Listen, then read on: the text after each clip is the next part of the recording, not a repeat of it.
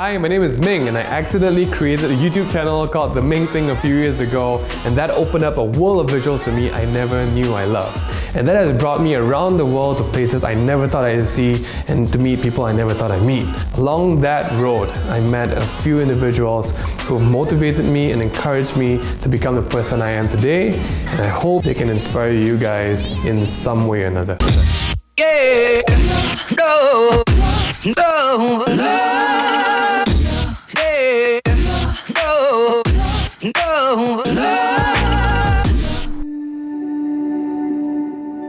So there are people who inherit a family business or continue a line of work passed down by their parents. Soon Wei is an individual who takes that responsibility to extremely different heights. Instead of settling and conforming, he stepped up and gave his old workplace a new and totally different purpose. We've all heard of this cafe called Pulp in his place called APW. Now, meet the brainchild behind the revolutionizing of this old space into a modern hub of creativity. Hey, Ming Han, how are you? I'm good, how are you? Good to see you. I'm good. Hi, I'm Soon Wei. I'm the CEO of APW. My family started the print business in Malacca actually in 1938.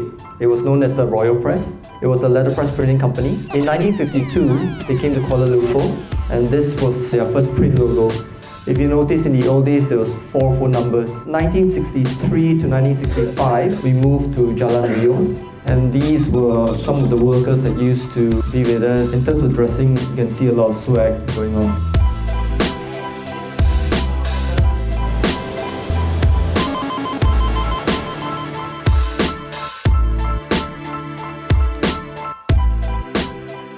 What's the journey been like bringing that old APW into what it is now? It hasn't been an easy journey. Sometimes it's very conflicting, to be very honest. There was a major task at hand, but at the same time it was something that I took upon myself to do.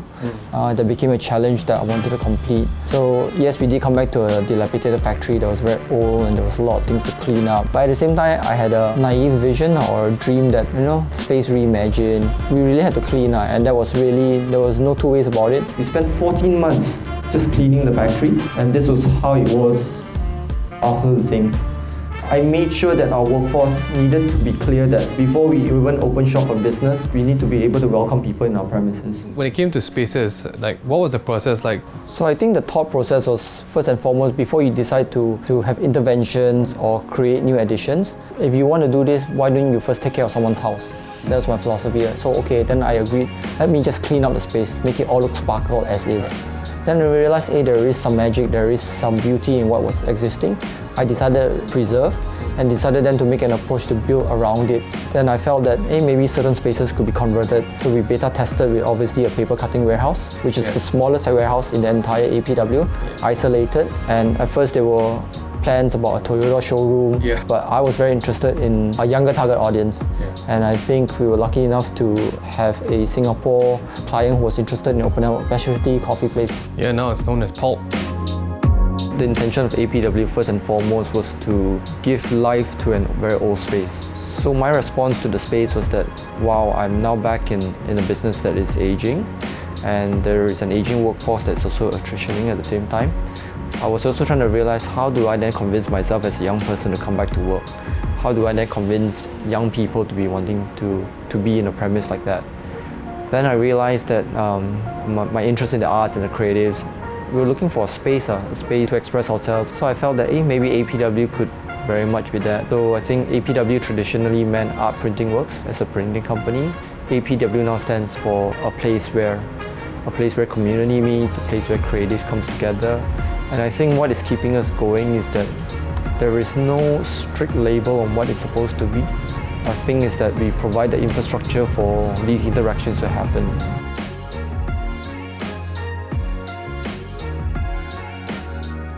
So right now we're in Uppercase. Well, as you know, this is a collaborative workspace. I guess that leads me to the next part of it, like making a space like this. There was no preparation, I would say, to be the CEO of APW. One of the biggest challenges becoming a person in charge of all this. One of the biggest challenges I had was how do you prioritize? What do you do first? And that's when I started spending a lot more time structuring on how to move these things. And once I had a plan to execute, I realized that there was no credibility on my profile. Definitely. So people are asking me, how can I entrust you to do this job? So what I did was, I have this master plan, why don't I show you a percentage of what I want to do? If I'm successful at this, you can open up, you know? So it's moving from strength to strength, right? I guess it's true, when you come into a totally new field, all the old timers in that field will be looking at you and say, prove yourself. So then the new spaces that I created was meant to be a safe space for creatives. And I wanted to see more people in like-minded manner being here. Would you say that you have any core values that helped you get through the challenge? During the days when we were still cleaning and setting things up, it didn't look like this. There's no air condition, right? There were days where you're really dejected and you're like, why am I doing this? Everybody is scaling this, building this, showing this, and I'm still cleaning. And I had to assure myself and be really grounded. This will not last forever. It is a season that you need to complete, fulfill. And I trusted the process. So I think a big difference between what a lot of people do and what you're doing here is the time that you put into just understanding and building your credibility and building your knowledge into what this is. If you could say something to the Soon Wei who just stepped into APW with nothing done yet, what would you tell that Soon Wei back then? I would encourage the person to be very curious about his own personal vision. A strong personal vision leads to purpose. And as long as you're very curious about your own sense of purpose, you will find a way on how you want to navigate. I think ideas are aplenty, concepts are also aplenty. I've heard it before that execution is key, and it's not just doing, it's also about showing up. At the end of the day, people are only going to be interested in the results. In order to do this, you need to pick up the right disciplines and the right values. Therefore, if you take on a project, by hook or by crook, you must complete it.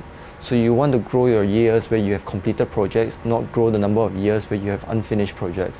It's not every day you have the chance or you have the guts to be placed in a totally different environment compared to what you're used to and do something totally different again in that environment. And that's what Soon Wei did. He was placed into a workplace in an industry that he knew nothing about, but he took it wholeheartedly upon himself.